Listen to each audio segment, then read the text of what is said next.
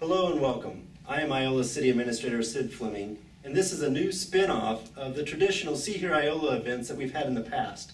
With this new format, we hope to broadcast informative interviews that let you know what's going on in the community. And with me today I have Spencer Williams, a toxicologist from a federal public health agency called ATSDR. Spencer, thank you for being here today.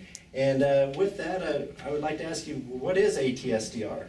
Thanks for having me, Sid. So ATSDR stands for the Agency for Toxic Substances and Disease Registry. We're a sister agency of the Centers for Disease Control and Prevention. We fall under the U.S. Department of Health and Human Services.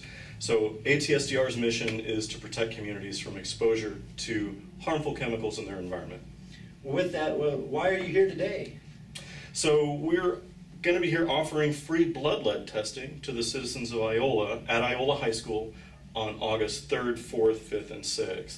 So the community we're trying to reach are children under the age of 6, so from 0 to 5. But we're also offering the blood lead testing to women who are pregnant or of childbearing age. So a group of scientists from here in our regional office right up the road in Lenexa and some of our colleagues from Atlanta will be coming in, and we'll be going door to door in Iola the last few days of July to make sure as many people as possible know about the event, and then we'll be doing that sampling those few days right there at the beginning of August. But I'll also, beyond that, I'll be available to answer any questions the community might have. Okay. Is there a lead problem in Iola? So there is a lead problem in Iola and all across this part of the country. So in southeast Kansas and southern Missouri, we have a long history of mining and smelting for lead and other metals. And so right here in Iola, there were 4 smelters within the city limits. That activity basically ended right around the First World War. So beyond that, we also have the issue of lead-based paint, and this is not only Iola, it's the entire country, really. So we know that houses that were built before 1978 are much more likely to contain lead-based paint because that's when it was banned. And there was a big housing boom in Iola right around the turn of the century, right around that First World War era. And so the housing in Iola, is a higher risk of having lead-based paint in it. Well, why should people in Iola be concerned about lead? So lead is something we've been working on in the public health community for 40 years. We've made a lot of progress in bringing down the levels of lead in children across the country in that time, but we still have a lot of work to do, and also in understanding how people are still being exposed to lead in their environment.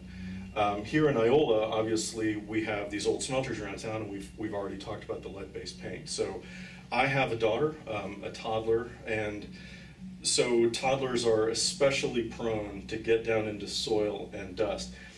They're exploring everything, they're putting their hands in their mouth, they're putting things in their mouth, and that's how they can come into contact with lead here in Iola and in other communities.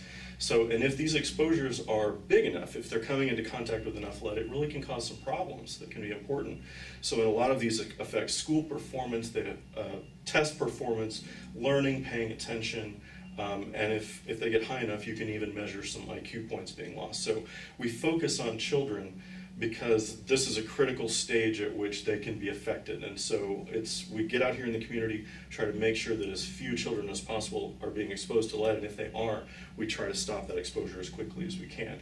So in thinking about it from a pregnant woman perspective, you have a developing child that can be exposed through the mother, and we want that to be minimized as much as possible. But also, if we have women who are thinking about having a family, that's a great way to prevent, to know that they're living in an environment that's safe for their child. Well, how will the test be administered to the women and children? So a licensed phlebotomist will join our team here at Iola High School. Again, that's August 3rd, 4th, 5th, and 6th. So they'll be taking a small blood sample from the arm. That sample will be sent back to our labs in Atlanta at the CDC. We'll get those results about a month, and they'll be disseminated to the people who are tested. If we do find anyone's family who is affected by lead exposure, we'll reach out to them and we'll partner with the city, with the state, with EPA, and with the county to do the best we can to fix that as quickly as possible. How can people contact ATSDR to get this free testing? So a great point of contact is me. So I'm your local resource. I'm right up the road in Lenexa. So you can call me anytime. My phone number is 913-551-1310, and that rings straight through to my cell phone. So call anytime and I'll answer. You can also email me at spencerw@cdc.gov. So I'll spell that out. It's SPENCERW@cdc.gov. You can also call our main hotline in Atlanta. ATSDR's headquarters is 888-892-1320. Well, Spencer, thank you for being here today. I appreciate you coming to let us know about that event that is going on at the 1st of August. Thanks, Sid. I always enjoy being in Iola. Yes, and please remember that if you have general questions about EPA's lead abatement program here in Iola, that you can contact their local office at 620-204-8638. Thank you for watching and have a good day.